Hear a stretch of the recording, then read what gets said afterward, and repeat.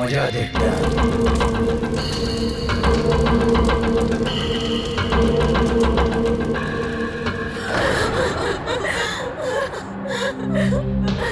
তো প্লেনে আপনাদের তিনজনের হাজবেন্ড ছাড়া শুধু পাইলট ছিল?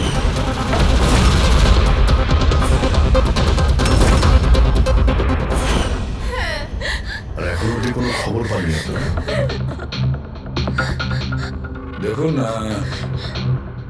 অথরিটিকে পুরো জিজ্ঞাসাবাদ করেছি, আর ওরা বলেছে যে প্লেনে কোনো টেকনিক্যাল প্রবলেম ছিল না। তাহলে আপনাদের এরকম কেন মনে হচ্ছে যে ওটা অ্যাক্সিডেন্ট ছিল না, ওটা প্লেন ক্র্যাশ ছিল না, বরং কেউ জেনে শুনে ওদেরকে খুন করেছে? ওনাকে অনেকদিন ধরে কেউ ফোন করে হুমকি দিচ্ছিল। দেখুন, আপনাদের হাজবেন্ড তো নামি দামি বিল্ডার্স, তাই হুমকি দেওয়া ফোন তো আপনাদের আসতেই পারে, তাই না? কিন্তু এক্স্যাক্টলি কি হয়েছিল বলুন তো আপনারা? হ্যাঁ, ওরা তিনজন সুরাট যাচ্ছিল কোনো জমি কিনতে, কিন্তু কিছু বিল্ডার্স ছিল যারা চাইতো না এই ডিলটা হোক। হ্যাঁ স্যার, কোটি টাকার ডিল ছিল। নিশ্চয়ই এই কাজ ওদের মধ্যেই কারোর হবে। আচ্ছা, হুমকি দিয়ে কেউ ফোন করলো আর আপনারা পুলিশের কাছে কেন রিপোর্ট করেননি? স্যার, আমরা পুলিশের কাছে যেতে চেয়েছিলাম, কিন্তু আমাদের হাজবেন্ডরা আমাদের বাধা দিল। হ্যালো, কে বলছেন? খবরদার, যদি ওই সুরাটের জমিটার ব্যাপারে ভেবেওছো তুমি, বুঝেছ? হুমকি দিচ্ছেন? হুমকি দিচ্ছেন আমাকে? হুমকি ভাবো তুমি, কাল সকাল 11টার সময় তোমার জীবনের শেষ নিঃশ্বাস নেবে তুমি। আপনার যা করার করে নিন, এই ডিল তো আমি করেই ছাড়ব। প্লেন ক্র্যাশও ঠিক 11টার সময় হয়েছিল স্যার। 11টা বেজে গেছে, এবার এই প্যানটা পড়বে।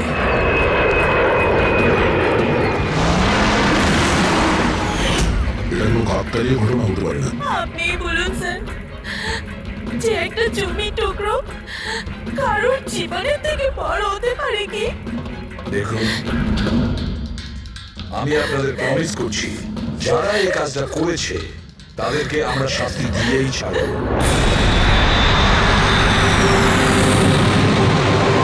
স্যার, আমাদের 5 বছর হয়ে গেছে এই কাজ করছি, আজ পর্যন্ত একটাও ভুল হয়নি। আমাদের কাছে ভুল হওয়ার কোনো সম্ভাবনাই নেই স্যার। যদি স্যার প্লেনে কোনো প্রবলেম থাকতো তাহলে আমরা ওটাকে উঠতে দিতাম না। তাহলে আপনাদের কথা অনুযায়ী প্লেনে কোনো প্রবলেম ছিল না? একদমই নয় স্যার। তাহলে প্লেনটা ক্র্যাশ হলো কি করে? হ্যাঁ, 4 জন মারা গিয়েছেন, কে দায়িত্ব নেবে তার? স্যার, আমি নিজেই খুব অবাক হয়েছি যে এটা ঘটলো কি করে। ফ্লাইট রেকর্ডার জানেন তো আপনারা, যাকে আমরা ব্ল্যাক বক্স বলি, সেখানেও সবকিছু নর্মাল দেখাচ্ছে। নর্মাল বললে কাজ চলবে না, সব কিছু ডিটেলে বলুন। শুরু থেকে, টেক অফ হওয়ার আগে থেকে কি হয়েছিল? আমরা পুরো প্লেন চেক করে পাইলটকে হ্যান্ড ওভার করে দিয়েছিলাম। তারপরে ওই 3 বিজনেসম্যান প্লেনে করে সুরাটের দিকে রওনা দিল।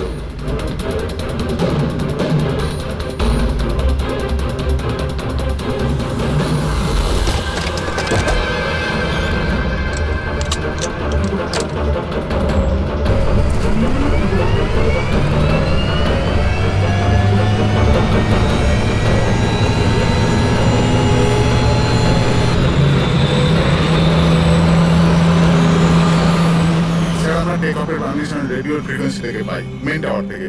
কাল আমাদের পুরো ইনফরমেশন পাওয়ার পরই আমরা টেক অফের প্রক্রিয়া শুরু করেছি। হ্যাঁ ফ্রেডি, কি? আচ্ছা, ওকে ওকে ওকে, হ্যাঁ ঠিক আছে, আমরা দেখছি। কি হয়েছে স্যার?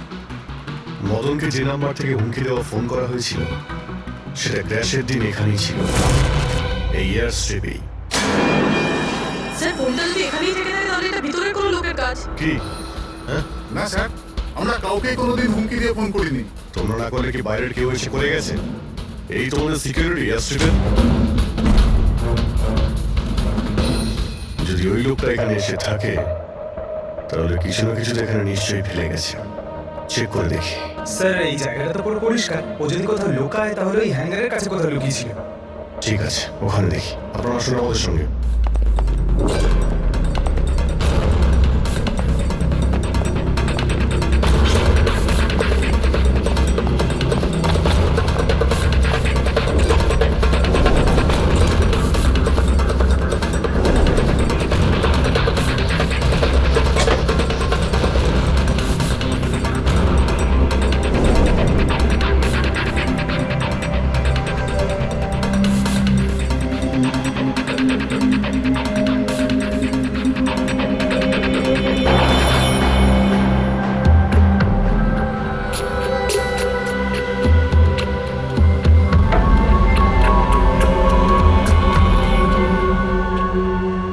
স্যার স্যার একটা ভাঙা ফোন পেয়েছি।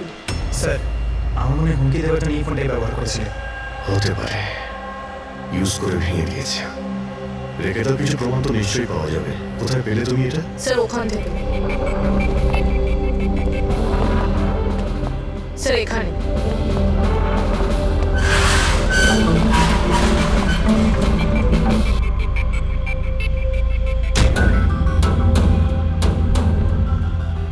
স্যার এই দেখুন, এখানে কানের মতো কিছুটা দেখা যাচ্ছে। হ্যাঁ, তুমি তো ঠিকই বলেছ। ফোনটাও এখানে পাওয়া গেল, আর এই চিহ্ন। এমনটা নয় তো যে ওই অপরাধী এখানে হেলান দিয়ে ফোনে কথা বলছিল আর আমাদের জন্য ও প্রমাণ রেখে গেছে এখানে। একটা কাজ করো, এর ছবি তুলে নাও। স্যার কানের চিহ্ন দিয়ে কিছু বোঝা যাবে? আরে কিছু না কিছু তো পাওয়া যাবে। ডক্টর সালুখাকে দেবো, উনি শিওর কিছু করবেন।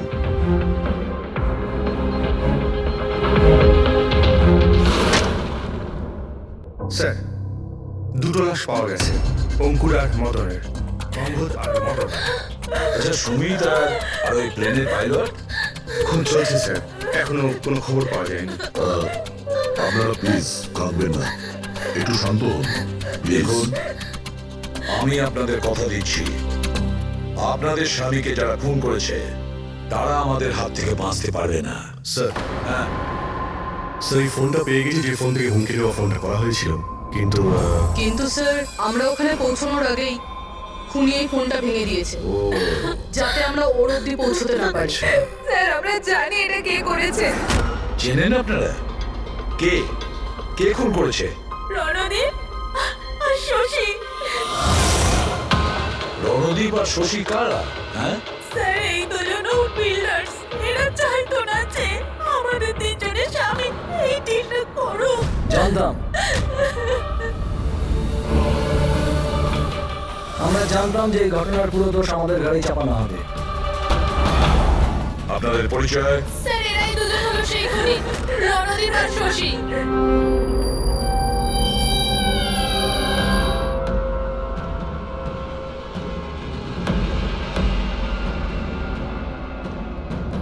জানি না এই মহিলাদের আমাদের সঙ্গে কি শত্রুতা আছে। যাই হোক না কেন, আমাদের উপরে সবসময় দোষারোপ। আর আগেও একবার এরা আমাদের মিথ্যে অভিযোগে গ্রেফতার করিয়েছিল। আচ্ছা, কোন অপরাধে গ্রেপ্তার করেছিল আপনাদের? আমাদেরও একটু বলুন। স্যার প্রথমবার যখন অঙ্কুরকে কল করে হুমকি দিয়েছিল, তো আমি পুলিশে রিপোর্ট লিখিয়েছিলাম এই রণদীপের বিরুদ্ধে। আর পুলিশ আমাকে গ্রেফতারও করেছিল, কিন্তু পরে আমি নির্দোষ প্রমাণিত হই। হ্যাঁ স্যার, আসলে ওই হুমকি দেওয়া ফোন ওই গ্রামবাসীদের ছিল, যাদের জমি এরা নিতে চেয়েছিল। হ্যাঁ, ওই গ্রামের লোকগুলো তো এখনো জেলেই আছে। তো এই বাজে কাজটা তোমরা ছাড়া আর কে করতে পারে? দেখলেন স্যার, আবার আমাদের উপর অভিযোগ। যদি আমরাই হামলা করে থাকি তাহলে সিআইডির কাছে আমরা কেন আসবো? কোনো ব্যাপার না, খুব তাড়াতাড়ি সমস্ত সমস্যার সমাধান হয়ে যাবে। হ্যাঁ, কারণ আমরা ওখানে অপরাধের কানের চিহ্ন পেয়েছি। আর ব্যাস, সেটা থেকে তো আমরা পুরোটা জেনেই যাব যে খুনি কে। এই দেওয়ালে যে কাঁচা রং ছিল, ওখানে এই যে কানের ছাপটা দেখা যাচ্ছে, এই কানের ছাপটা দেখো। কিছু দেখতে পাচ্ছ এতে? ওই কানের প্রিন্টে স্টারের মতন দেখতে কিছু ইমপ্রিন্ট আছে। আরো একটা কথা, এই যে অপরাধী, এ সমুদ্রের আশেপাশে থাকে। এইটা কিভাবে জানতে পারলেন স্যার? আমি বলছি, এই ফোনটা, এই ফোনে যে ভাঙা অংশটা, এর ওপর আমি কিছু সমুদ্রের বালি আর মাছের কাঁটার টুকরো পেয়েছি। আচ্ছা আচ্ছা, তো যখন ওই লোকটা তার জুতো দিয়ে ফোনটা ভেঙেছিল তখন ওই বালি আর ওই মাছের কাঁটা জুতো থেকে বের হয়ে ফোনের মধ্যে চলে আসে। জুতোয় বালি আর মাছের কাঁটা হতে পারে ওই লোকটা ফিশ মার্কেটের আশেপাশে থাকে। এখানে তো দুটো ফিশ মার্কেট আছে, একটা ভার্সোভা জেটিতে আর একটা আমার আইল্যান্ডে। ব্যাস, তাহলে আমাদের কাজ হয়ে গেছে। এই দুটো ফিশ মার্কেটে গিয়ে খোঁজ নাও আর দেখো এমন কেউ আছে যে কানের মধ্যে স্টারের শেপের ইয়াররিং পড়েছে।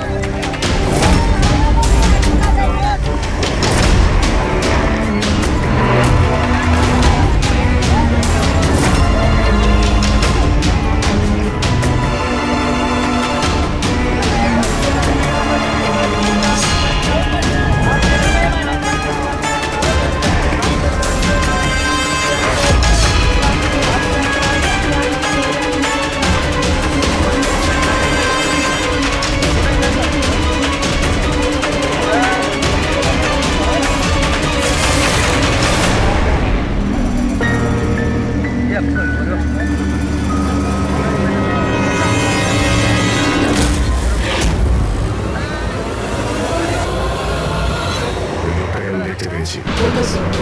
সবাই চলে এসো।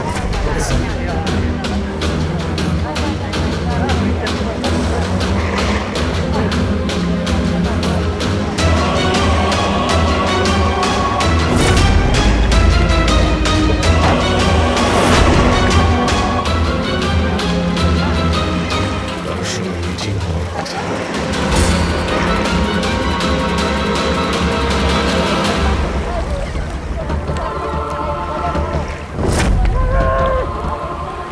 এই লোকটা কে চিনতে পারছি না তো।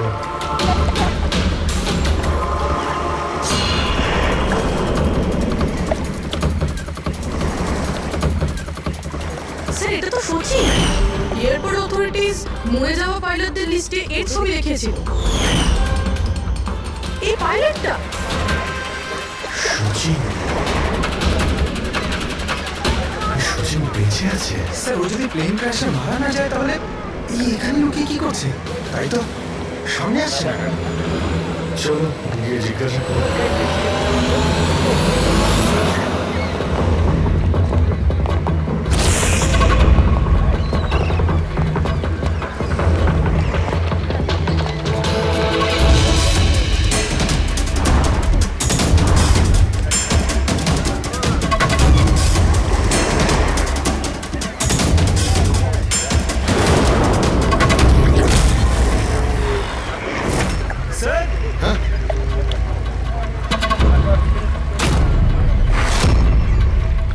স্যার, এ তো মারা গেছে।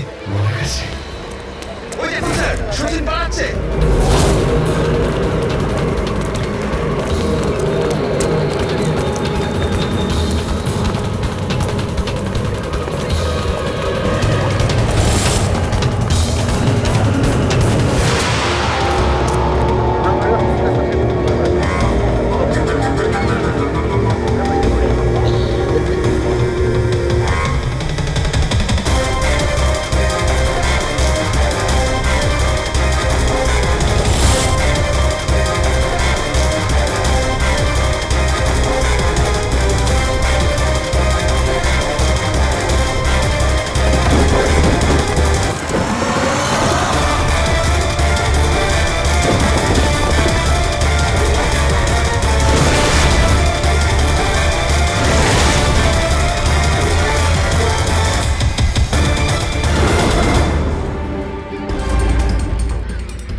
লোকটা মনে হয় এমন কিছু রহস্য জানতো যেটা সচিন চাইতো না আমরা জানতে পারি, আর হয়তো সেই জন্যই ওকে মেরে ফেললো।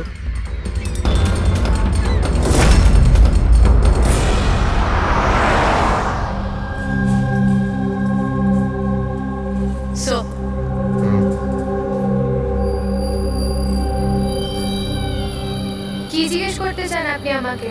আপনার হাজবেন্ড শচীনের ব্যাপারে আপনি কি বলতে পারবেন ও কোথায় আছে? এটা কিরকম প্রশ্ন ইন্সপেক্টর? আপনারা তো জানেন কিছুদিন আগে একটা প্লেন ক্র্যাশে। আগে না, শচীন বেঁচে আছে। বেঁচে আছে? আগে হ্যাঁ। আর আপনি হয়তো এটা শুনে খুবই কষ্ট পাবেন যে ও একটা খুন করে পালিয়েছে। এমনিতে তোমার স্বামী শচীন কত টাকা পেয়েছিল এই ষড়যন্ত্রে যুক্ত হয়ে? টাকা? টাকা পাইনি। টাকা যদি পেয়ে থাকতো তাহলে আমি কফি শপে কাজ করতাম না। আর এমনিতে আমাদের রিলেশন ঠিক চলছিল না। আপনাদের মধ্যে বনিবনা হচ্ছিল না? কি বলতে চাইছেন, মানে জিজ্ঞেস করতে পারি কি প্রবলেম ছিল? দীপ্তি নামের একটা মেয়ে আছে, এয়ার হোস্টেস। অনেকবার বলতো যে তোর সাথে ডিভোর্স নিয়ে ওর সাথে থাকতে চাই। কোথায় থাকে ও? সিঙ্গাপুর। সিঙ্গাপুর? কি শচীন বেঁচে আছে? এ হতে পারে না স্যার। আমরা নিজের চোখে ওকে প্লেনে উঠতে দেখেছিলাম। স্যার এত বড় দুর্ঘটনায় ওর বেঁচে থাকার কোনো সম্ভাবনাই নেই স্যার। আর ও যদি প্লেন থেকে প্যারাশুট নিয়ে লাফ দেয় তাহলে? না স্যার, যদি প্যারাশুট নিয়ে লাফ দিত তাহলে কেউ না কেউ তো নিশ্চয়ই দেখতে পেত। আমরা কিছু মিস করে যাচ্ছি না তো? কি একটু আগে তুমি কি বললে, কি মিস করেছো? না না স্যার, কিছু না। তোমাদের অ্যাপিয়ারেন্স বলছে যে তোমরা কিছু লুকোচ্ছো, তাই তো? কি ব্যাপার বলো, বলো তাড়াতাড়ি। সরি স্যার, আমরা ওই ছোট একটা ভুল করে ফেলেছিলাম। কিরকম ভুল? স্যার যখন প্লেন টেক অফ করেছিল আমরা ওখানে ছিলামই না। আপনারা এত বড় ভুল কি করে করতে পারেন? হ্যাঁ স্যার ওই প্লেন যখন রানওয়েতে দৌড়চ্ছিল স্যার কিছু বিস্ফোরণ হলো স্যার। কিরকম বিস্ফোরণ? স্যার কেউ একজন চকলেট বোম ফাটিয়েছিল, তো আমরা ওইটাই দেখতে গিয়েছিলাম যে কোথাও কিছু হয়নি তো। আরে এটা তো চকলেট বোম। আর স্যার যখন আমরা ফিরে এলাম তখন দেখলাম যে প্লেন উড়ে গেছিল স্যার। এটা ওই গাড়িওয়ালারই কাজ হবে স্যার। ওদের কনসেন্ট্রেশন নষ্ট করার জন্য। হ্যাঁ, কিন্তু অভিজিৎ কেন? কিসের মোটিভ থাকতে পারে ওদের কনসেন্ট্রেশন ব্রেক করার জন্য? কিছু না কিছু তো গোলমাল আছে অভিজিৎ। আচ্ছা, যখন বোমটা ব্লাস্ট হয় তখন প্লেনটা বায়ুস্তরের কোন জায়গায় ছিল? ওখানে গিয়ে দেখো। আসুন স্যার, চলো দেখো। আসুন।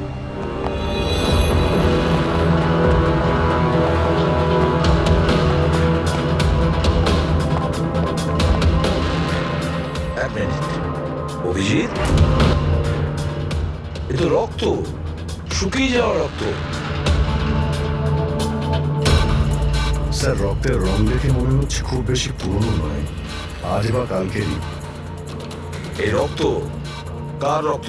এটা এখানে এলো কি করে? জানি না স্যার। জানি না, সব প্রশ্নের একটাই উত্তর তোমাদের, জানি না। তাহলে জানোটা কি তোমরা? স্যার এয়ার স্ট্রিপের রক্ত মানে কিছু না কিছু হয়েছিল এখানে। এটা তো পরিষ্কার, কিন্তু কি হতে পারে? আর এই রক্ত, এটা কার রক্ত?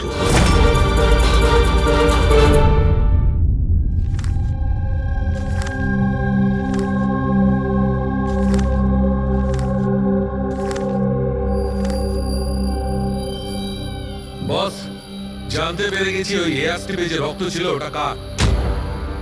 কার ছিল? এর pilot শচীনের।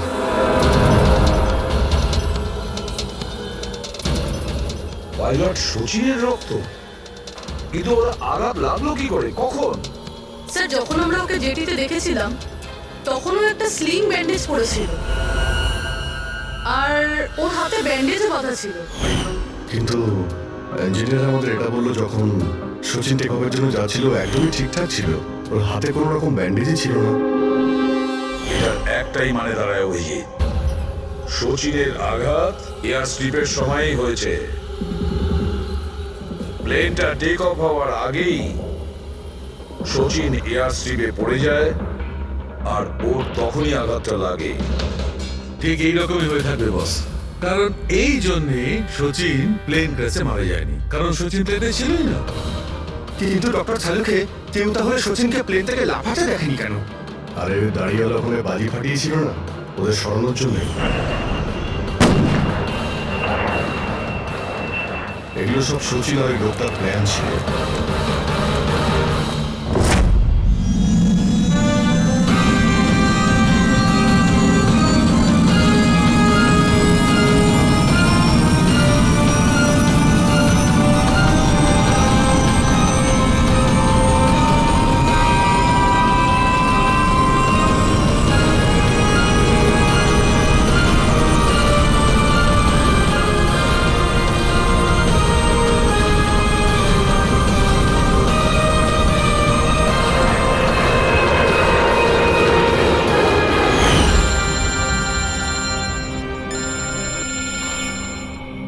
Hello, okay, thank you. Sir, সচিনের ওই গার্লফ্রেন্ড দীপ্তি যে সিঙ্গাপুরে থাকে, ওর নাম্বার পেয়ে গেছি। সচিন কি হয়েছে ওর? ও ঠিক আছে তো? দীপ্তি, একটা কথা বলো, শেষবারের মতন সচিনের সঙ্গে তুমি কবে কথা বলেছিলে? 2 দিন আগে। 2 দিন আগে? কিন্তু সচিনের ওয়াইফ তো আমাদের বলেছে তোমাদের দুজনের সম্পর্ক ভেঙে গেছে। না, হয়তো ওর বউকে এটা বলেনি যে ও আমার সাথে মিট করতে সিঙ্গাপুরে আসছে। আচ্ছা, সচিনের কবে আসার কথা সিঙ্গাপুরে? 1 সপ্তাহ বাদে।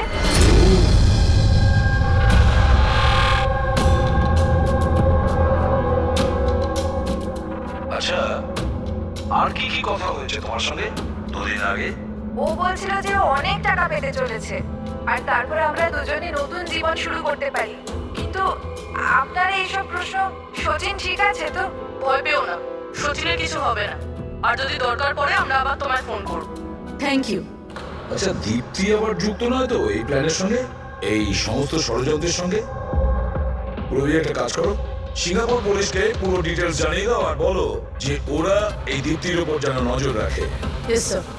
স্যার, হ্যাঁ, সচিনের ওয়াইফের সঙ্গে কথা বলছেন। ও তো বললো যে সচিনের পাসপোর্ট বাড়িতেই আছে। কি? সচিনের পাসপোর্ট বাড়িতে? আর সচিন সিঙ্গাপুর যাওয়ার জন্য প্ল্যান করছে? এটা আবার হয়নি তো যে সচিন নকল পাসপোর্ট বানিয়েছে? নকল পাসপোর্ট? আচ্ছা, আমাদের ওই ঘেটু আছে না, ও কিন্তু নকল পাসপোর্টের ব্যাপারে অনেক কিছু জানে। ঠিক, একটা কাজ করো, পঙ্কজকে বলো যে সচিনের ফটো নিয়ে যেন ঘেটুর সঙ্গে দেখা করে। হ্যাঁ। Yes sir. আরও একটা কথা স্যার, সচিন যদি প্লেন টেক অফ হওয়ার আগে প্লেন থেকে ঝাঁপ দিয়ে থাকে, তাহলে প্লেনটা ওড়াচ্ছিল কে? আর যখন ও প্লেন থেকে ঝাঁপ দিল তখন এই মদন, অঙ্কুর আর সুমিত এরা চিৎকার চেঁচামেচি করলো না কেন? চুপচাপ বসেছিল কেন? বস, প্লেন থেকে পড়ে গেলে এরকম সুযোগ পাবে কি করে? এরা 3 জনেই তো অজ্ঞান ছিল। কিন্তু স্যার, এরা জ্ঞানটা হারালো কিভাবে? পূর্বে এদের 3 জনের পেটের মধ্যে ব্ল্যাক কফি ছিল, আর এই ব্ল্যাক কফিতেই নেশাদ্রব্য মেশানো ছিল। কি? ব্ল্যাক কফির সঙ্গে নেশার ওষুধ? আই এম বরিন, আপনার কফি, থ্যাংক ইউ। তাহলে নিশ্চয়ই এটা সচিনের প্ল্যানের পার্ট ছিল। স্যার, একটা প্রশ্নের উত্তর এখনো পাইনি। বিনা পাইলট নিয়ে প্লেনটা উড়লো কিভাবে? এর উত্তর হলো UAS. UAS, আনইন্টারাপ্টেবল auto pilot system. এই প্রোগ্রাম দিয়ে মাটিতে থেকে আকাশে ওড়া প্লেনকে কন্ট্রোল করা যায় স্যার, যে কোনো জায়গা থেকে। হ্যাঁ স্যার, আমরা এই ফরেন্সিক ল্যাবে দাঁড়িয়েও যে প্লেনটা আকাশে উঠছে তাকে কন্ট্রোল করতে পারি। এই প্রোগ্রামটা এই জন্যই বানানো হয় যে আকাশে ওড়ার সময় প্লেনে যদি কোনো ইমার্জেন্সি হয় বা কোনোভাবে প্লেন হাইজ্যাকও হয়ে যায়, তাহলে তার কন্ট্রোল যেন নিচে থাকা লোকেদের হাতে থাকে। তার মানে প্লেনের ককপিটের কন্ট্রোল তার হাতে থাকবে যার হাতে রিমোট আছে। হ্যাঁ স্যার, আর যার কাছে রিমোট কন্ট্রোলটা ছিল সেই প্লেনটা ক্র্যাশ করিয়েছে সমুদ্রে। রিমোট কন্ট্রোলের লক্ষণই 1 কফিতে নেশার ওষুধ। যদি একবার আমরা জানতে পারি না যে ওই ব্ল্যাক কফিতে নেশার ওষুধ কে মিশিয়েছিল আর কে খাইয়েছিল, তাহলে বুঝে নাও রিমোট কন্ট্রোলের খুনির কাছেও আমরা পৌঁছে যাব। Remote control. Black coffee? Sir, Madan তো ব্ল্যাক কফি খেতেন না, ওনার হাই ব্লাড প্রেশার ছিল। আর স্যার আমিও তো সুমিতকে কোনো ব্ল্যাক কফি দিইনি, কারণ ও যখন বাড়ি থেকে বেরিয়েছিল তখন আমিও বাড়ি ছিলাম না। দেখুন, আমরা ওই তিনজনের পেট থেকেই ব্ল্যাক কফি পেয়েছি, যে সেই নেশার ওষুধ মিশিয়েছিল। আর আপনারা বলছেন যে আপনারা কেউ নিজেদের স্বামীকে ব্ল্যাক কফি খাওয়াননি। হতে পারে অন্য কেউ ওনাদের ব্ল্যাক কফি খাইয়েছিল, বা হতে পারে বাইরে যেখানে গিয়েছিল সেখানে খেয়েছিল। কোথাও গিয়েছিল কি? হ্যাঁ স্যার, ওকে আমাদের ড্রাইভার এয়ারপোর্টে ছাড়তে গেছিল। তাহলে হতে পারে যে ও বাইরে কোথাও কফি খেয়েছে, তাহলে ড্রাইভার জানতে পারে। রবি, ওকে একবার ডাকুন তো, কোথায় আছে ও? স্যার যবে এই ঘটনা ঘটেছে তবে থেকে ও কাজে আসছে না, ও আমার ফোনও তুলছে না। তার মানে অভিজিৎ, এই রবি কাল থেকে উধাও।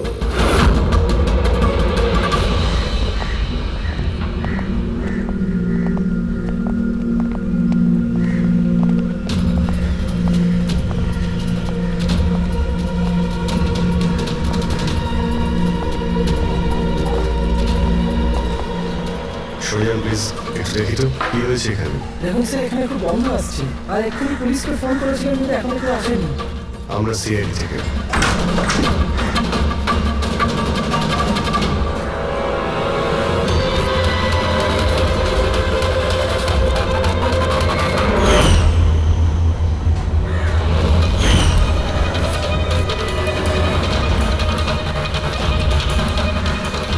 স্যার আরও একটা খুন।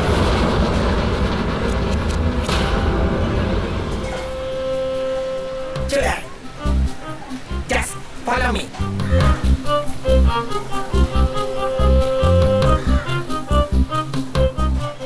পঙ্কজ, চুপচাপ আমার পেছন পেছন চলতে থাকবি যতক্ষণ আমি এখানে আছি। তোর ঘাবড়ানোর কোনো দরকার নেই। এই যে ঘেটু, আমি না ভয় পাই না, আমি একজন সিআইডি অফিসার। চুপচাপ চল, ফলো মি। ওদিকে চল।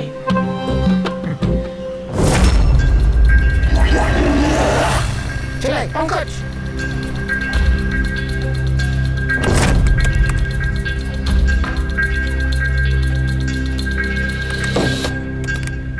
কি বন্ধু, শুনেছি তুমি খুব সুন্দর পাসপোর্ট বানাও। কে বললো? আমার একটা বন্ধু বলেছে। বন্ধু? কে বন্ধু? না, আমি চিনি না একে।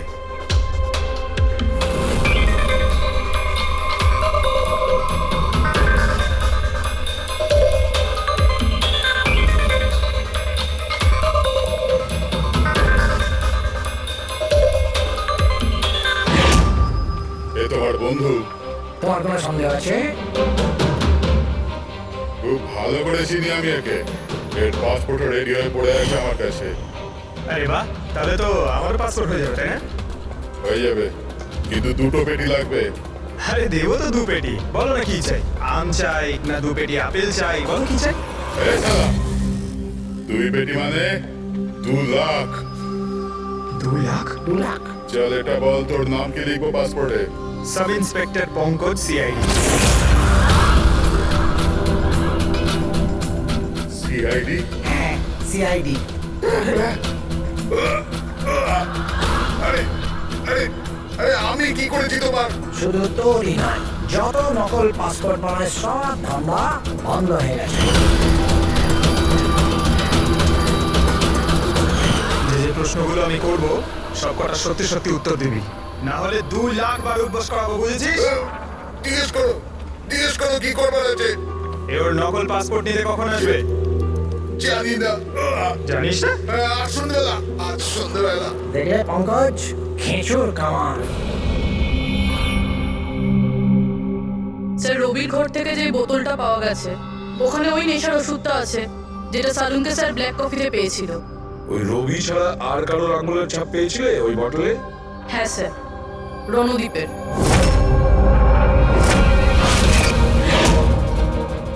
রণদীপ, এই রণদীপ বিরোধে এসে চেঁচিয়ে চেঁচিয়ে নিজেকে নির্দোষ প্রমাণিত করতে চাইছিল না?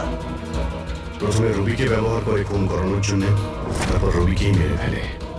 স্যার আমি রণদীপকে অনেকবার ফোনে ট্রাই করেছি কিন্তু ওর ফোন বন্ধ আসছে।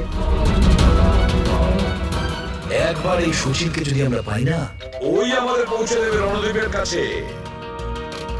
সন্ধেবেলায় তো ও আসছে নিজের নকল পাসপোর্ট নেওয়ার জন্য।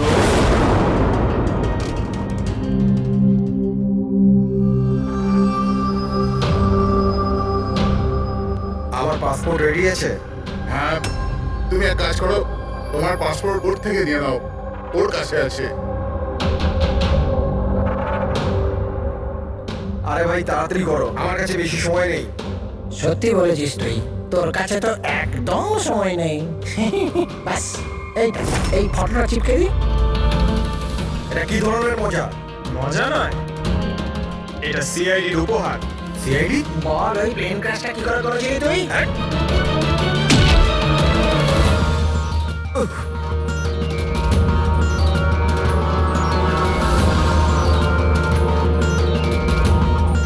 সিআইডি থেকে পালিয়ে টেক অফ করা তো সহজ নয়। ইমার্জেন্সি ল্যান্ডিং করতে হয় অপরাধীদের। টাকার লোভে আমি অন্ধ হয়ে গিয়েছিলাম। এই কাজের জন্য আমার 50 লাখ টাকা দেওয়া হয়েছিল, কিন্তু কিন্তু আমি জানতাম না যে স্যার ওরা মারা যাবে। তোকে টাকা কে দিয়েছিল সেটা বল। স্যার স্যার আমি জানি না স্যার, আমি শুধু একবার কথা বলেছিলাম ওর সাথে। পঙ্কজ, ইন্টারনেটে ভালো করে দেখো এই রণদীপের কোনো ইন্টারভিউ পাওয়া যায় কিনা। স্যার পেয়ে গেছি। আমি আমার সাফল্যের সব ক্রেডিট দেব আমার কঠোর পরিশ্রম আর না হারা মনোভাবকে দেব। এই পৃথিবীতে কোনো কিছুই অসম্ভব। আমি কোথায় ছিলাম আর কোথায় এসে পৌঁছেছি। স্যার স্যার এটা ওনারই আওয়াজ স্যার, আই এম শিওর এটা ওনারই। গলার স্বর রণদীপের আর ওই শিশিতে আঙুলের ছাপ রণদীপের। রণদীপ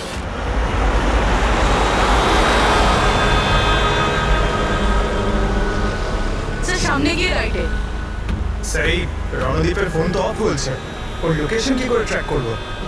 আরে ফোন বন্ধ তো কি হয়েছে পঙ্কজ, ওর ভিডিওটায় মনে আছে? ওই ভিডিওটার মধ্যে ওর হাতে একটা ব্রেসলেট পড়েছিল। আমি ওই ইন্টারভিউ দ্বিতীয়বার চেক করেছিলাম। কিন্তু স্যার ব্রেসলেট দিয়ে লোকেশন কি করে ট্র্যাক করবো? পঙ্কজ, ওটা কোনো অর্ডিনারি ব্রেসলেট নয়। ওই ব্রেসলেটে জিপিএস ট্র্যাকিং লাগানো আছে।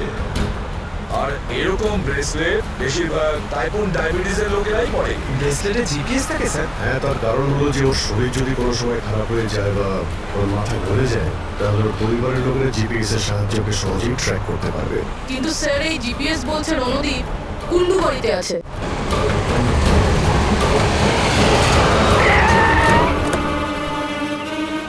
স্যার এখানেই কোথাও হবে, এইখানেই।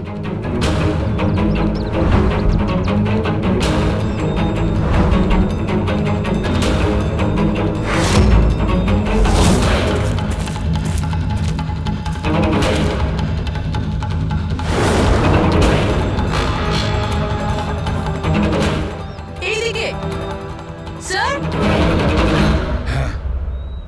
স্যার এখানেই কোথাও হবে। ওর হার্ট রেট ক্রমশ কমে আসছে। হার্ট রেট ক্রমশ কমে যাচ্ছে, এদিকেই ও কোথাও আছে। দাঁড়া দাঁড়া, এই মাটিটা অন্যরকম মনে হচ্ছে কেন? এই মাটির নিচে এমন নেই তো? হতে পারে।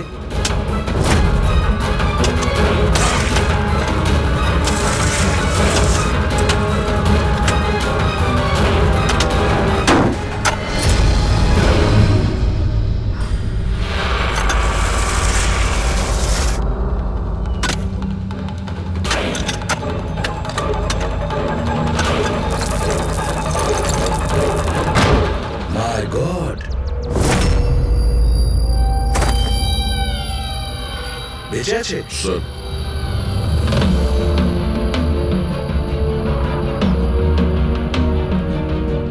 স্যার আমরা তো ভেবেছিলাম যে এই লোকটাই খুনি, কিন্তু এখন দেখছি ওই তো মারা যাচ্ছিল।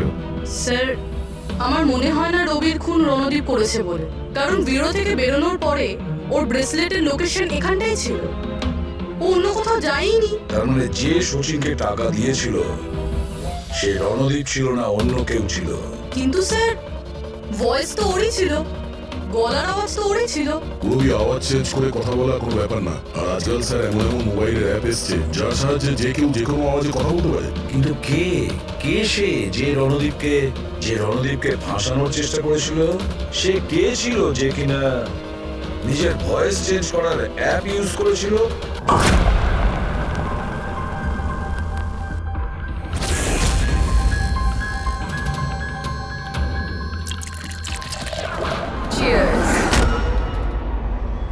হ্যাঁ, চিয়ার্স চিয়ার্স।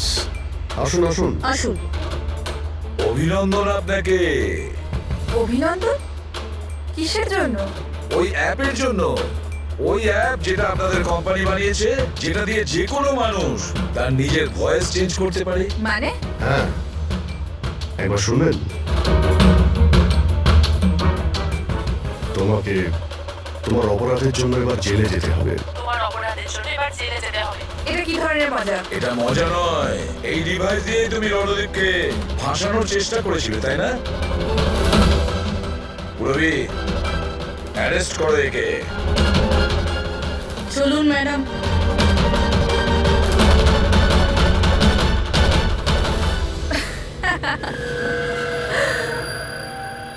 এত কিসের তারা আছে সিআইডি? একটু ওদিকে তো তাকান।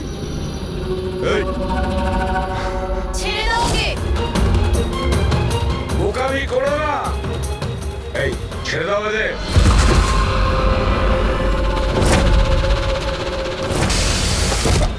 মাই গড, তাড়াতাড়ি ওঠো।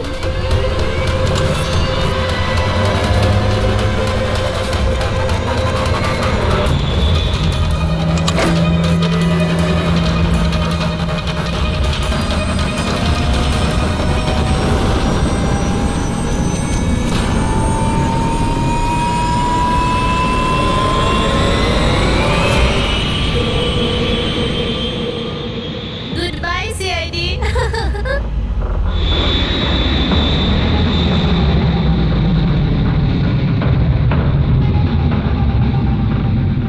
ওয়েল ডান গার্লস, আজ পর্যন্ত বড় বড় অপরাধী যেটা করতে পারেনি সেটা আমরা করে দেখিয়েছি। সিআইডি তো পাগল হয়ে গেছে মনে হয়। আরে ওসব তো ঠিক আছে, কিন্তু আমরা যাবো কোথায়? অরিজিনাল প্ল্যান তো আমরা ভেস্তে ফেলেছি। ভেবে দেখি, কোনো না কোনো রাস্তা তো পেয়েই যাবো।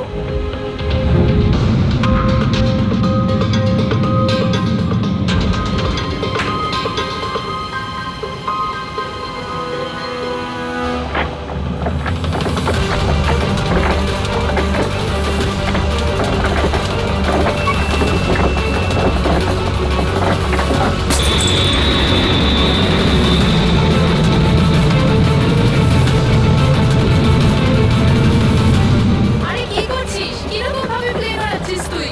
আরে আমি চালাচ্ছি না রে। তুমি তো বলেছিলে যে তুমি প্লেন চালাতে পারো।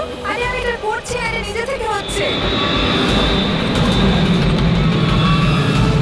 ও নো, প্লেন তো নিচে যাচ্ছে।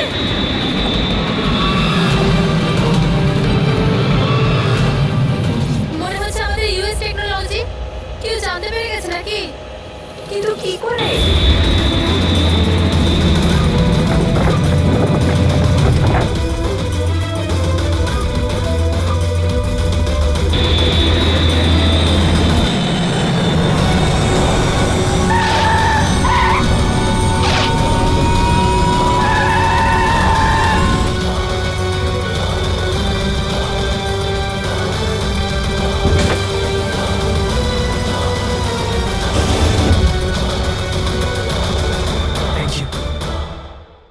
আসুন।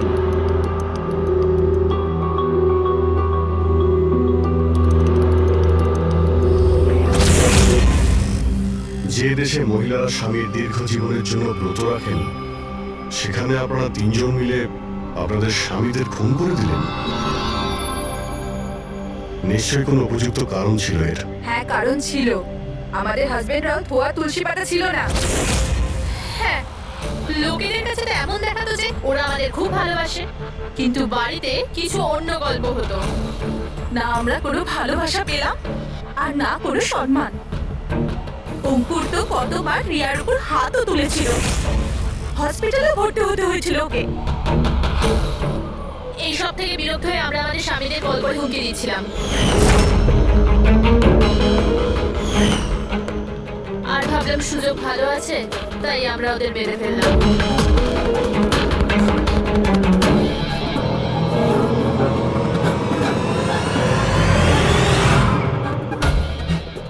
ভাগ্য দেখুন, রণদীপ রবির কাছে গিয়েছিল ওই অজ্ঞান হওয়ার ওষুধ নিয়ে, যাতে আমাদের স্বামী মিটিংয়ে পৌঁছতেই না পারে।